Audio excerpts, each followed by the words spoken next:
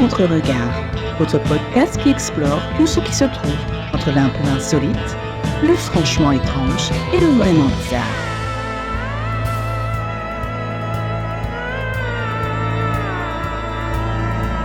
Bonjour tout le monde, bienvenue dans ce podcast consacré à la maison Lalaurie à la Nouvelle-Orléans.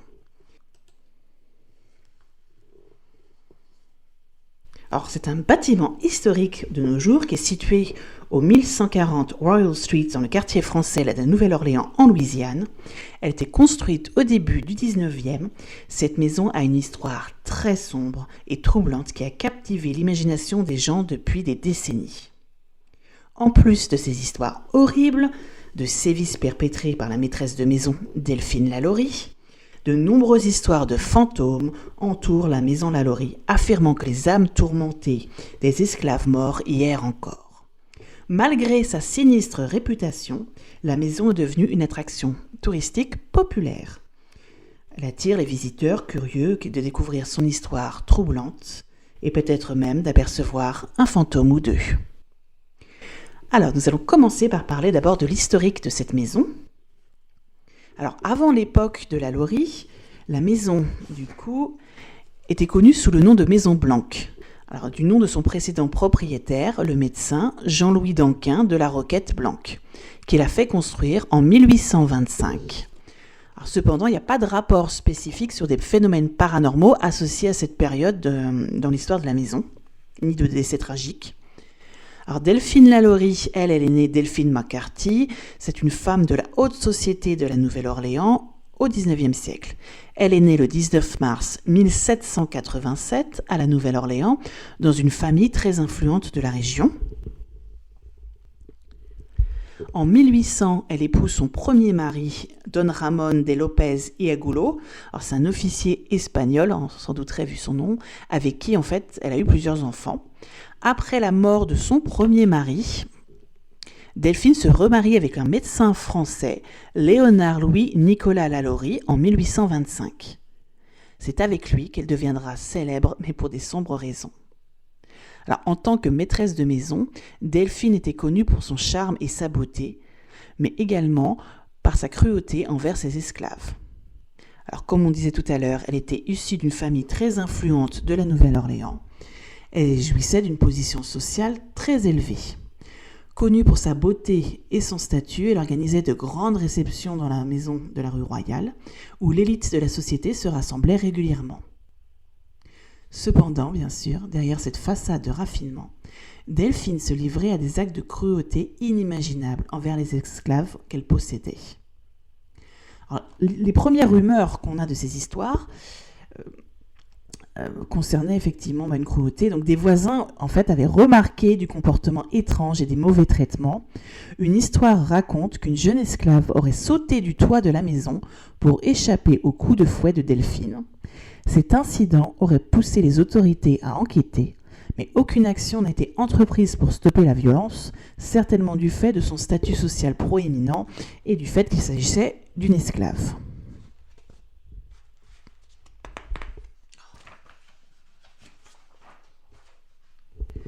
Le 10 avril 1834, un incident éclata dans la maison Lalaurie, tout particulièrement dans la cuisine. Les flammes attirèrent rapidement les voisins et les autorités, et lorsqu'ils s'approchèrent pour aider, ils découvrent une esclave âgée enchaînée dans la cuisine. Celle-ci avait voulu volontairement déclencher l'incendie dans une tentative désespérée de se suicider. Elle révéla alors aux autorités et au secours qu'elle craignait d'être conduite dans la pièce du haut, une chambre de torture où Delphine infligeait les pires souffrances. Lorsque les secours pénètrent plus profondément dans la maison et qu'ils vont du coup pour découvrir cette fameuse pièce du haut, ils découvrent une scène cauchemardesque dans une pièce cachée dans le grenier. À l'intérieur, plusieurs esclaves étaient enchaînés et dans un état de torture indescriptible. Les récits qui suivent sont basés sur des témoignages de ceux qui ont assisté à la découverte. Donc on parle d'esclaves mutilés. Certains esclaves avaient des membres disloqués ou brisés. Il a été également rapporté que certains étaient attachés dans des positions douloureuses pendant de très longues périodes, incapables de bouger, ce qui laissait leurs os se déformer. Il y avait aussi de la chirurgie macabre.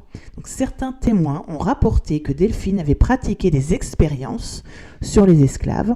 Certains avaient des ouvertures faites dans leur corps ou des os à nu, où des organes ont été déplacés. Une esclave avait même subi une ablation partielle de la peau pour imiter une chenille. Il y avait bien sûr, comme on disait, un enfermement prolongé. D'autres esclaves étaient enchaînés au mur ou à des instruments de torture. Certains étaient extrêmement maigres, souffrant de malnutrition car ils étaient privés de nourriture pendant de très longues périodes.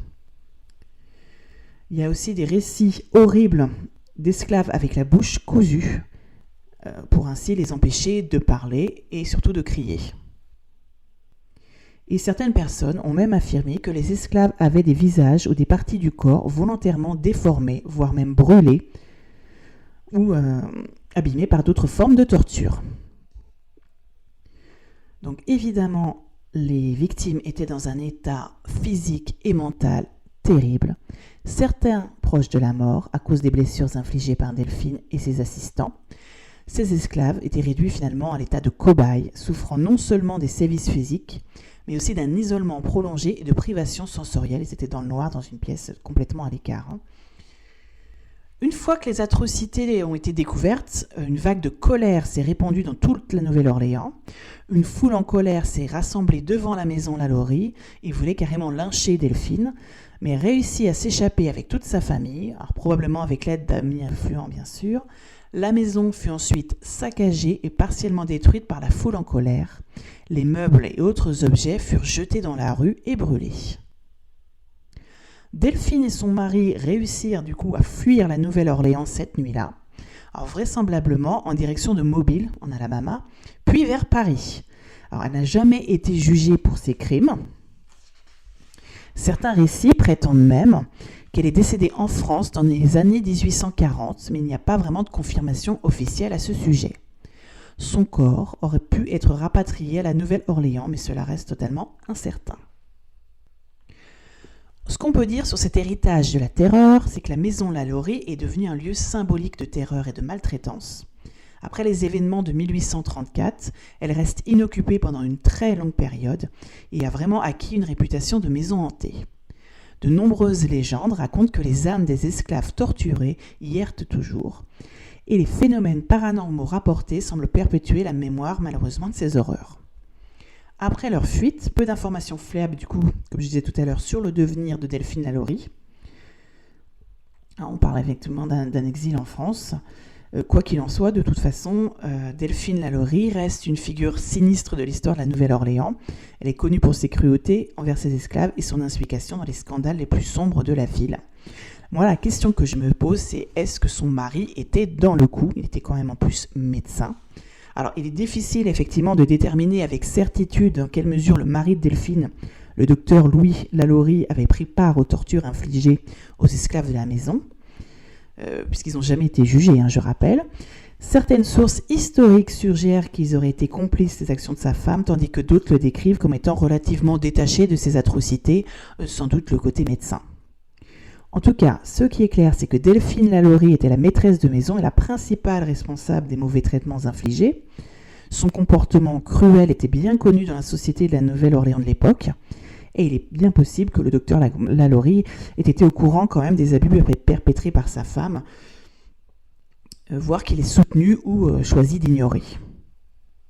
Mais, comme je disais, on n'a pas de preuves solides de sa participation directe aux tortures, car il n'y a pas eu de procès. Il n'y a aucune action judiciaire qui n'a jamais été entreprise contre eux. Ils ont échappé totalement à la justice. Alors sur leur devenir, comme je disais tout à l'heure, une piste d'un exil du côté de Mobile, une autre piste d'un exil jusqu'en France, où ils seraient décédés dans les années 1840. Ce qu'on peut aussi dire, c'est que certains rapports historiques suggèrent que,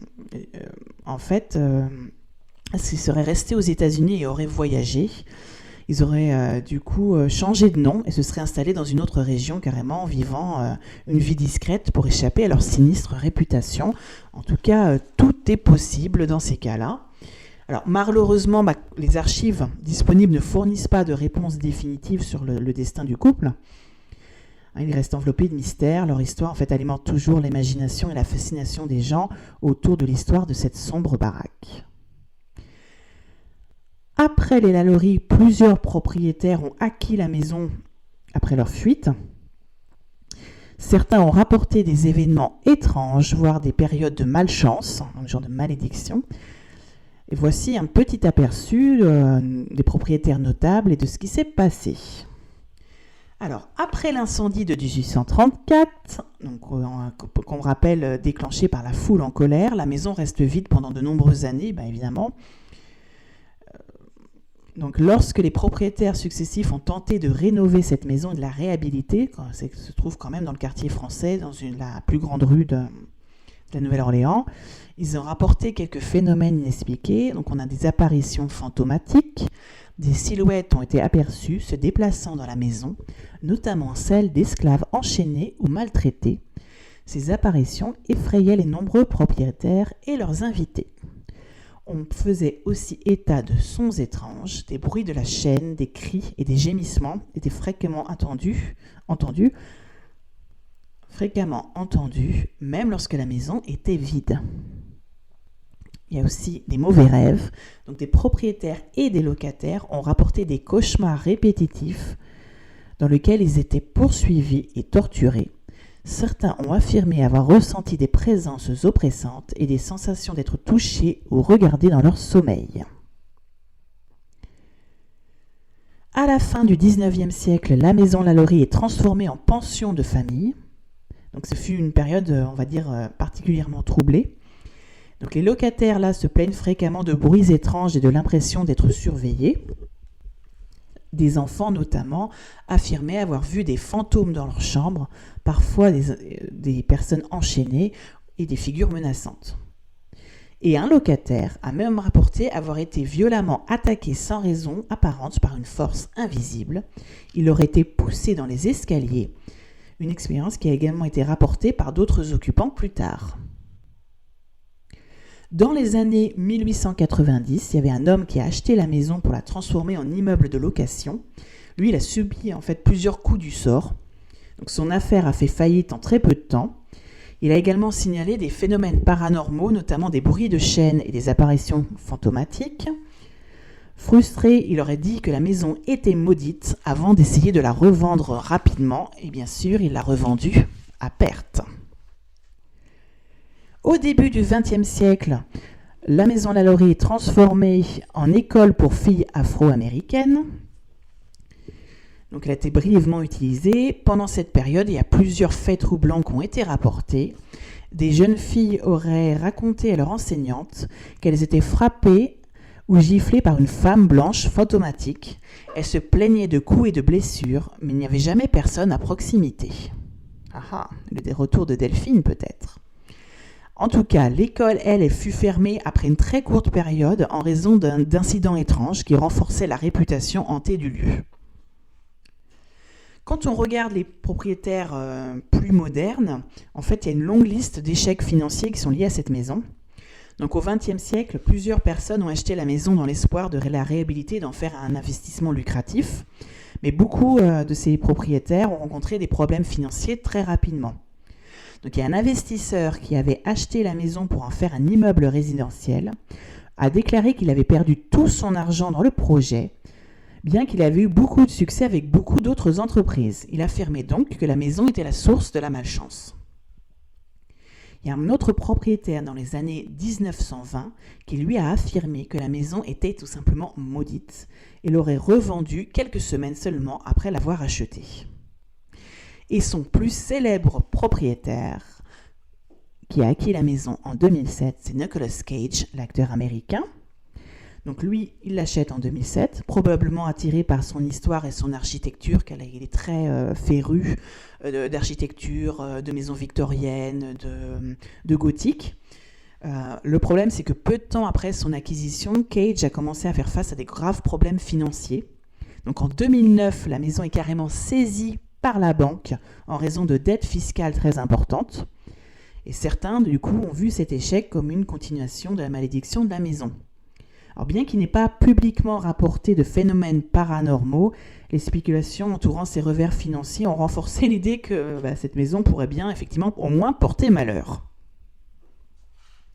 Je vous propose maintenant de plonger un peu plus profondément dans les phénomènes paranormaux présents dans cette maison. Donc effectivement, c'est une maison ancienne dans une ville très ancienne qui a un passé riche et qui aussi véhicule beaucoup de folklore et de légendes locales. Donc il est tout à fait possible que des récits de phénomènes paranormaux antérieurs n'aient pas été documentés et ont été perdus dans le temps. Ce qu'on sait, c'est que depuis ces événements tragiques du 19e jusqu'à nos jours, il y a de nombreuses personnes qui ont rapporté avoir eu des expériences qu'ils qualifieraient d'étranges, des rencontres également avec des phénomènes inexplicables à l'intérieur de ces murs. Donc voici quelques-uns de ces phénomènes. Toujours les apparitions fantomatiques, là on a de nombreux visiteurs, puisque maintenant elles se visitent, qui ont affirmé avoir pu voir des figures fantomatiques dans les couloirs et dans certaines pièces de la maison. Certains rapportent avoir vu des silhouettes qui seraient plutôt des esclaves, et d'autres affirmeraient avoir vu Delphine Lalaurie elle-même. Des sons étranges, des pas, des gémissements, des pleurs ont été entendus par de nombreuses personnes à l'intérieur de la maison, autant guides que visiteurs, et même lorsque personne d'autre n'était présent. Beaucoup de gens ont décrit des sensations de malaise, d'oppression ou de peur lorsqu'ils se trouvaient à proximité ou à l'intérieur de la maison Lalaurie, comme s'ils étaient accompagnés par une présence invisible. Et on a eu même quelques phénomènes physiques. Donc des objets qui se déplacent mystérieusement, des portes qui se ferment et s'ouvrent toutes seules, et d'autres phénomènes physiques inexplicables qui ont été signalés par certains visiteurs. Au niveau des touristes, comme je vous disais, on a des fortes sensations d'oppression et de malaise, des baisses soudaines de température, des zones de froid inexplicables, qui sont vraiment, on va dire, typiques des récits de hantise. Et d'autres ont affirmé avoir vu simplement des ombres ou des figures à travers la fenêtre, même lorsque la maison était vide. Alors, plusieurs équipes célèbres d'enquêteurs ont effectivement mis la main à la pâte et sont allés eux-mêmes enquêter dans cette maison. Ils ont été attirés quelque sorte par la réputation sinistre du lieu. Donc parmi les plus célèbres, si vous voulez regarder les épisodes, ils sont sûrement sur YouTube ou sur certaines plateformes de streaming comme Discovery+. Vous avez Ghost Adventures qui est allé là-bas en 2009, donc avec Zach Bagans et son équipe. Ils ont enquêté dans cette maison lors d'un épisode. Ils ont bien sûr utilisé leur matériel d'équipement habituel. Ils ont mené aussi des séances de spiritisme dans l'espoir de capturer des preuves de cette activité paranormale. On a aussi les gars de TAPS, donc les Ghost Hunters, donc Grant Wilson, Jason Hawes, qui ont également visité la maison Lalaurie pour mener une enquête. Eux, pareil, ils ont utilisé des techniques similaires pour tenter de documenter l'activité. On a plus tardivement donc Nick Groff et Katrina Widman donc pour Paranormal Lockdown. Eux, du coup, ils ont passé à une période prolongée. Alors, ils ne se contentent pas de se faire enfermer que la nuit. Quand ils y vont, ils se font enfermer 3 jours entiers. Eux, ils ont exploré du coup intensivement la maison Lalaurie. Ils ont utilisé des méthodes d'enquête pour essayer de comprendre les phénomènes qui étaient signalés. Et comme je disais, tout est disponible en ligne. Si vous savez bien chercher, vous pourrez dégoter ces merveilleux épisodes. Il n'y a pas que dans la réalité finalement que cette maison fait fantasmer, il y a aussi dans les films et les séries. Donc voici un petit point sur des œuvres qui font référence à la maison Lalaurie. On a bien sûr American Horror Story dans la saison Conven, donc c'est fait une saison de 2013. Bon, là on a une des représentations les plus connues de Delphine Lalaurie à l'écran. Donc elle se trouve dans la 3e saison et l'actrice, c'est Katie Bates, qui interprète une version fictive et exagérée de Delphine Lalaurie, mais c'est Katie Bates, on se souvient de Misery, waouh quoi. Elle fait froid dans le dos. Et la série retrace une partie de l'histoire de cette femme cruelle, tout en explorant les thèmes de la sorcellerie et du vaudou. On est à la New Orleans quand même. Et la maison Lalaurie est représentée comme un lieu de souffrance, où il y avait de la torture. Deuxièmement, il y a The Haunted History of New Orleans. Donc ça, c'est un documentaire de 1997 qui plonge dans toute l'histoire paranormale de la Nouvelle-Orléans, y compris bien sûr cette maison. Donc c'est un documentaire qui va explorer les récits d'apparitions, les phénomènes paranormaux qui se passent dans la demeure depuis les événements tragiques. Et le dernier, c'est un film indépendant. Lui s'intéresse directement à la figure de Delphine Lalaurie et aux actes horribles qu'elle a commis.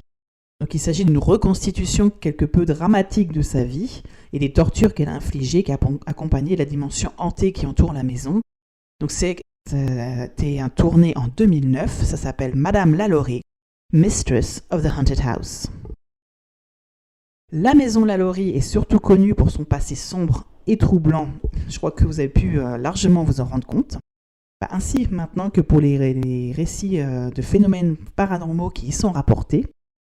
Pour ceux qui ont visité ou qui ont vécu dans la maison, que ce soit une malédiction réelle ou simplement des légendes qui sont développées autour d'une histoire absolument horrible, cette maison, en tout cas, continue à intriguer et à captiver l'imagination de tout le monde.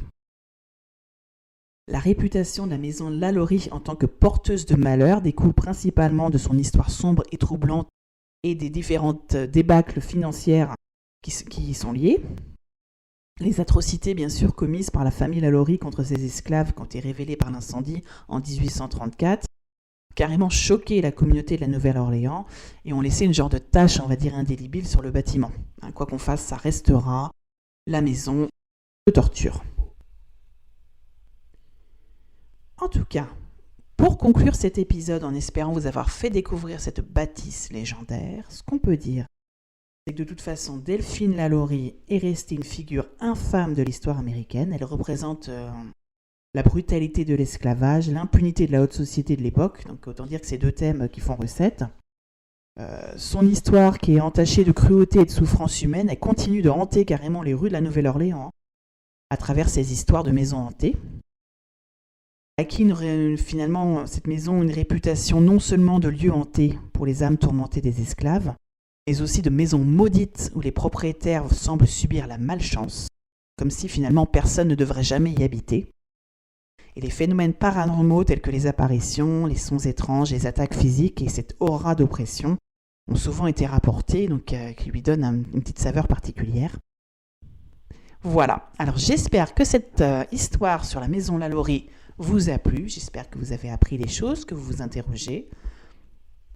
Dans tous les cas, je vous propose de nous retrouver une prochaine fois. Alors n'oubliez pas de prendre soin de vous.